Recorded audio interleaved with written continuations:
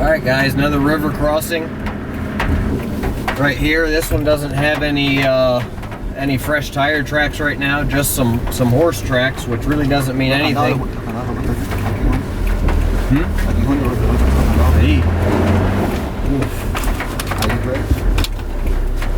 So we're gonna put the lockers. Ahí no creo que pase.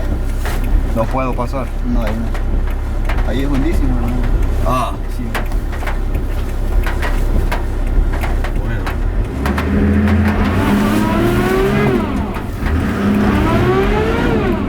Sí.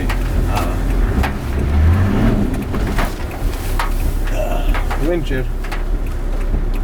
¿Y ahora qué? Winch it. All right, we're here stuck in Honduras. As you can see here, mira, the tires completely with this heavy mud. So we're gonna winch out backwards and find another way across this river. Right now, we're running up here to this big tree, and we're gonna winch out backwards. If the only winch we had was the forward winch, we would be able to winch ourselves across the river, but it would be pretty difficult and possibly dangerous because this river's moving very quickly. Getting stuck here in this area really gives us the opportunity to show off the capabilities of the Bone Tactical Expedition Land Cruiser. These trails have in fact never been attempted by a single vehicle overland expedition, and that's mostly because they're known to be very dangerous and controlled by narcos and the drug trade. In fact, 80% of the cocaine in the United States goes through this area of eastern Honduras right here. Proper way to do this is with a tree saver or a strap so you don't mess up your winch or the tree. No Americans have attempted to explore or do any kind of documentation on this area because being found out by the wrong people to be an American or a gringo here would very likely be a death sentence. The reason for that is twofold. One, Americans have a bad reputation here for exploiting the natural resources, and two, the DEA has a strong presence here and has ruined a lot of local families' lives by extraditing people, killing people, and even destroying entire villages by bombings, supposedly in an attempt to bomb landing strips, but with a lot of collateral damage. Alright, I'm gonna drive and winch out of this one both at the same time because that's the way I prefer to do it. There are other ways to do it, but I like everybody in the vehicle, and I like to do it all myself. That way you don't have to worry about the winch line breaking or anything like that. The majority of the people here are good, hard-working people.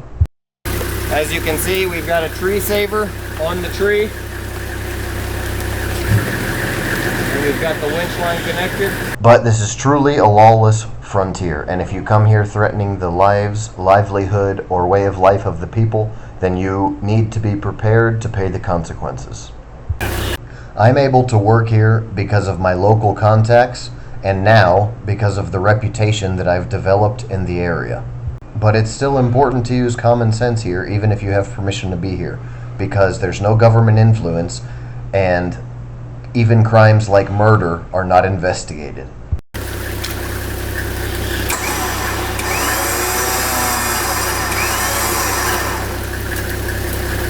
Oh no.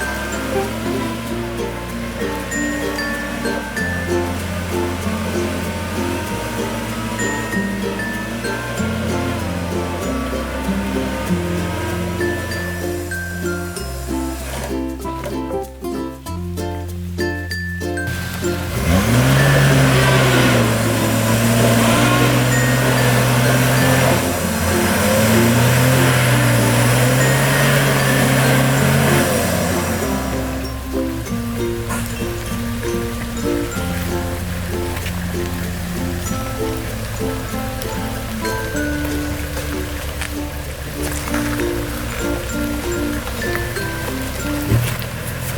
right, we made it out. You guys will take a look at this in front here. You can see, basically there's no vehicle that would have been able to do this. You can see as I was coming up, these ruts, okay? We're out here solo. The ultimate test of a vehicle here. Tree's fine, everything's good, winch is fine. Look at these ruts up here, guys. This is not passable by any kind of a vehicle. These are some of the most aggressive mud tires you can get. They instantly filled up with mud, all right? We got a lot of cargo on here. That's one of the reasons we can't do it. But we got to get this cargo where it's going. And just wanted to give you guys a little look at vehicle recovery. And a lot of people don't really understand the importance of a rear winch. And that's it right there, guys. All right. Thanks for watching. Comment, like, share, subscribe. Let me get all you experts telling me how I did it wrong. Bone out.